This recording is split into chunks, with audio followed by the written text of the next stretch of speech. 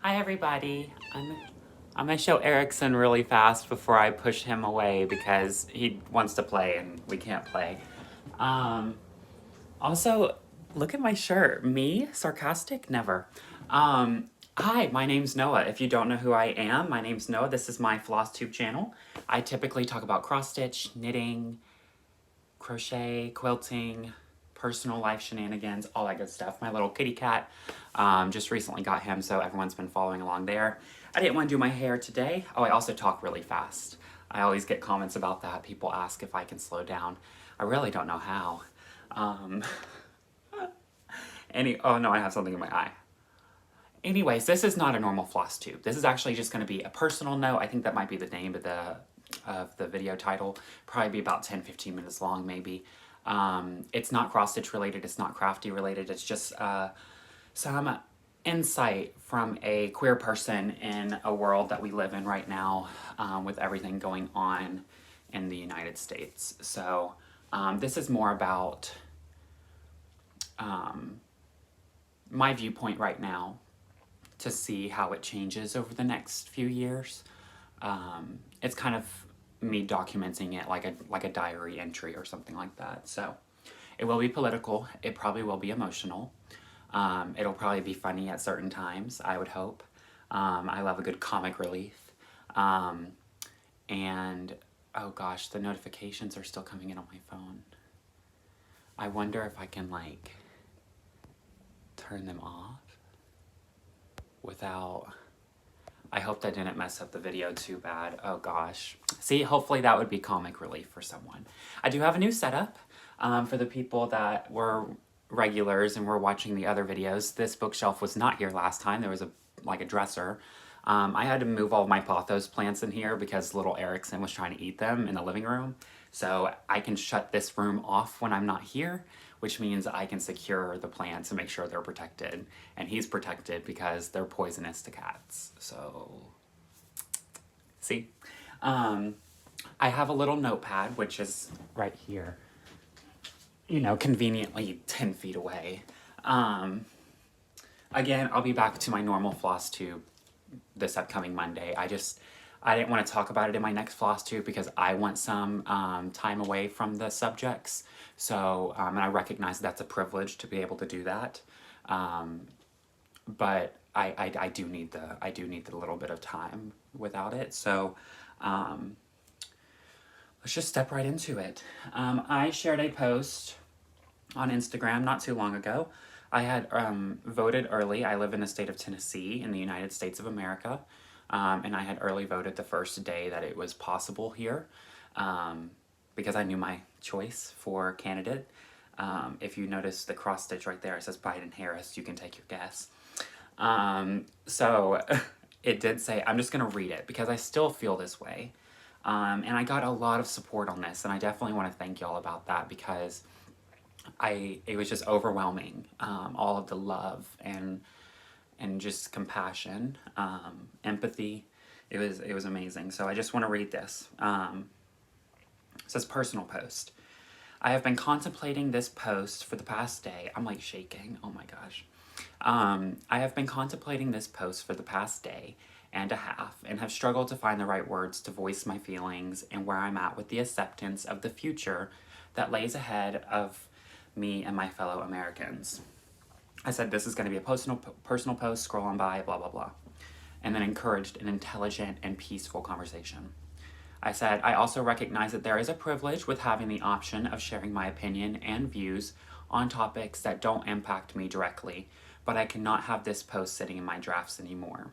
The section below was written yesterday after voting for the 2020 presidential election, which is what I just stated with y'all. It says, after voting, I feel empowered. I feel strong. I feel like my countless hours in pain and agony for the ones around me have led up to this moment. Going to the polls and waiting an hour and a half to keep democracy alive. They have made the system and process of the very core of democracy so difficult for the unheard, marginalized groups in America. I am one of these groups. Since 2016, the Trump administration had attacked the LGBTQ community 181 times and counting, citation below. I did cite my sources in the post as well, because that's what we do when we're educated. And yes, that was shade. And don't mention it's a .org, not a .com. But anyways, these attacks have ranged from the threats on my community as well as removal of anti-discrimination policies within healthcare. Still stands that way right now. I am actively losing my rights as an LGBTQ plus American as I write this. For you ladies, 99% of my audience, which I think on YouTube is like 98%, I stand by and will protect your rights as I hope you would for mine. I have something in common with you, needlework, and this can be an amazing craft alone, but with a strong community that validates experiences and feelings. I lost my place. We can have an amazing, open, productive dialogue. That being said, human rights are not up for debate here. Ladies, I encourage you to go to the Google and type in women's rights in Trump administration and let me know how the results look. Personally, I am disgusted, and this is why I'm writing this and sharing this today. We the people are strong, and can be heard when we show out. I implore you to please use your right to vote that suffragettes fought for. And always remember, first do all things with compassion. And then I cited my resource, which is glad.com. It's under attacks from Donald Trump. Like, that's literally like the headline.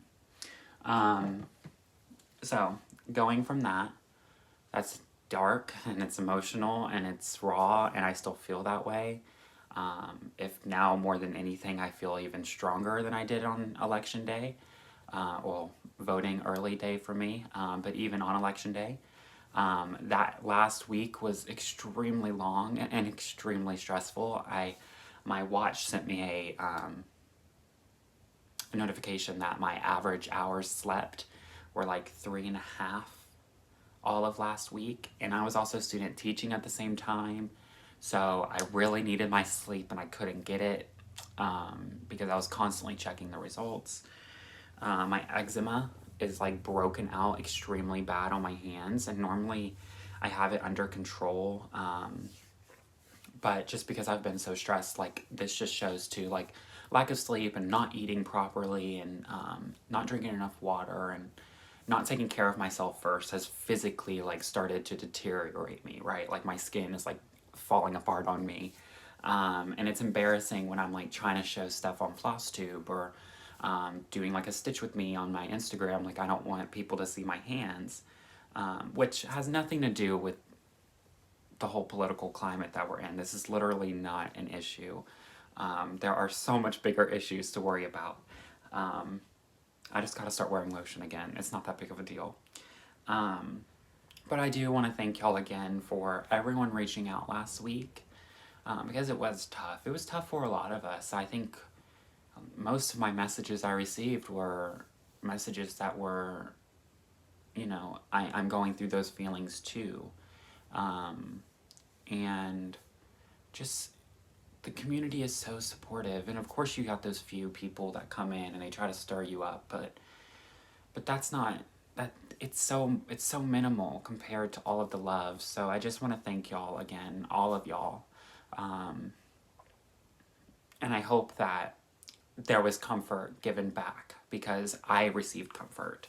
So I would hope that maybe you receive some comfort talking it out with someone that might understand you, rather than, so like personally, like other than my friend group, like none of my family understands my viewpoint, so I can't find comfort in them, right? But I would hope that I would become, you know what I mean.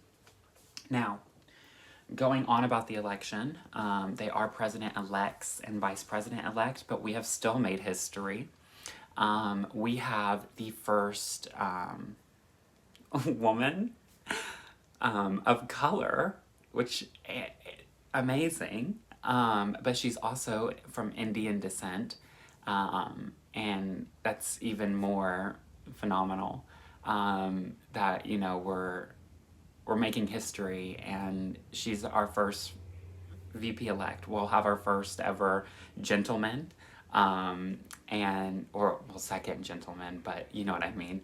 Um, and it's so cool because, you know, I think I saw somewhere it was like 55 years ago this would have never like been the like within view for Kamala Harris to be, you know what I mean? Like that's amazing. Like no matter what side you're on, you're still witnessing history, and you have to agree that's pretty cool. Whether you side with her or not, that's still amazing. Like a woman holds the highest office in our country, like for the first time ever. Like that's so cool. I'm gonna get emotional thinking about it. But also, we still secured AOC +3. I shared that on my Instagram, as well as the first trans woman is elected, and she's in Delaware. And then the first gay black man was also elected. I think he's like somewhere in the Midwest, but I can't remember, so I don't want to speak on it. But again, making history, right?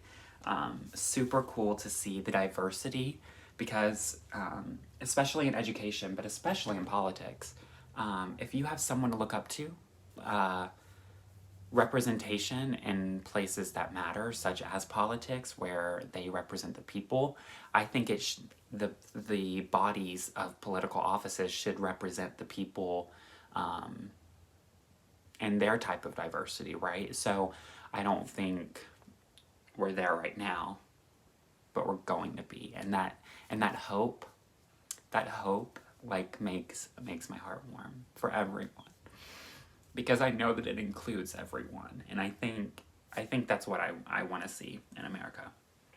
But oh god, I'm gonna get all tore up. I want to talk about this as well. Coffee Stitcher Garrett, everyone knows and loves him. Please go and give him a little bit of extra love. I don't want to speak his story, but just go give him some extra love. You can find it on his Instagram and on his Flosstube.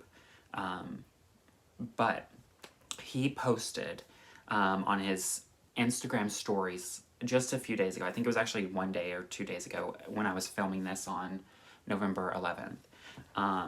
He says, going forward as a Stitcher. And I'm just going to read you the post because I'm also adopting this, and I think it's important that I make this a part of this really important video to me, because I want to hold myself reliable in the future, as well as hope that you would hold me reliable. He says, going forward as a Stitcher. Unless it is a historical figure or it is specifically reference, a real human being, any cross-stitch people will be stitched as a person of color. Until our designers start doing it themselves, I am going to. Hashtag representation matters Sal, which is the one that I am a part of on, I think, 2 or 3 of my pieces right now.